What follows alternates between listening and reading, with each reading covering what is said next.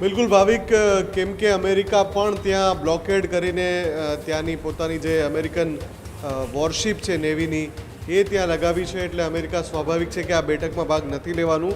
પણ બીજી તરફ હોર્મુઝ સ્ટ્રેટ કે જ્યાંથી ઈરાન જેની સાથે પોતાના રાજદ્વારી સંબંધો છે અથવા તો જેને પોતાની છાવણીમાં માને છે એવા કેટલાક દેશોને જ જેની સાથે એમણે કૂટનીતિક કરારો છે એમને જ ત્યાંથી એના જહાજો પસાર થવા દે છે. આખી દુનિયાના જહાજો ત્યાંથી નીકળે છે ગલ્ફની ખાડીમાંથી અને હોર્મુઝ સ્ટ્રેટમાં થઈને પસાર થાય છે અને આખી દુનિયામાં એ ઉર્જા સપ્લાયનો સૌથી અગત્યનો રૂટ છે. પણ અહીંયા હવે ચિંતા એ થઈ રહી છે કે એક તરફ ઈરાન અને અમેરિકા વચ્ચેની વાતચીત છે એ સતત ડીલે થઈ રહી છે અને બીજી બાજુ હોર્મુઝ સ્ટ્રેટ ઉપર જે જહાજો છે એનો જમાવડો વધી રહ્યો છે દિવસે ને દિવસે, અને હોર્મુઝ સ્ટ્રેટ એકવાર પસાર પણ કરી લે તો એનાથી આગળ જ્યારે ઓપન ઇન્ટરનેશનલ વોટરવેઝ આવે ત્યાં અમેરિકાએ કતારબંધી કરી દીધી છે, પોતાની જે વોરશિપ છે એ કતારમાં લગાવી દીધી છે. એટલે હોર્મુઝ સ્ટ્રેટમાંથી પણ જો ક્રૂડ ઓઇલનો જથ્થો નીકળે, તેલ અને ગેસ નીકળે તો આગળ અમેરિકન જહાજો એને રોકી રહ્યા છે.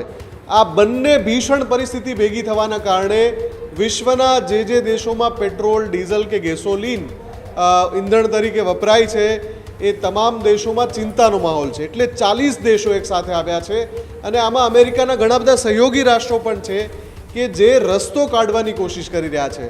એક તરફ ઈરાન હોર્મુઝ સ્ટ્રેટમાં સીમિત જહાજો બહાર નીકળવા દઈ રહ્યું છે, બીજી તરફ અમેરિકા કોઈ પણ જહાજોને નથી જવા દઈ રહ્યું.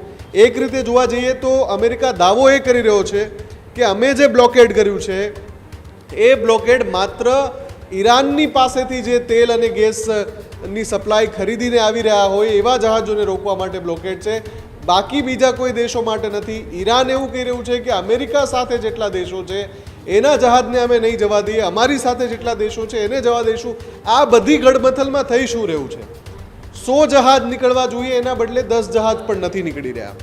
સીધી અસર 90% જે સપ્લાય ગલ્ફની ખાડીમાંથી આખા વિશ્વને મળે છે તેલ અને ગેસનો, એ સપ્લાય અત્યારે 90% રોકાયેલો છે અને એના કારણે સૌ કોઈને ખબર છે કે જો આખી ઝાડ છે, માયાજાળ છે, એ બહુ જલ્દી ન સમેટી લેવાય તો આખા વિશ્વને ઈંધણ સંકટનો સામનો કરવો પડી શકે છે. અને સીધી રીતે તમે જાણો છો કે જ્યારે ઈંધણ સંકટ ઊભું થાય તો જે તે દેશનું અર્થતંત્ર તકલીફમાં આવે છે.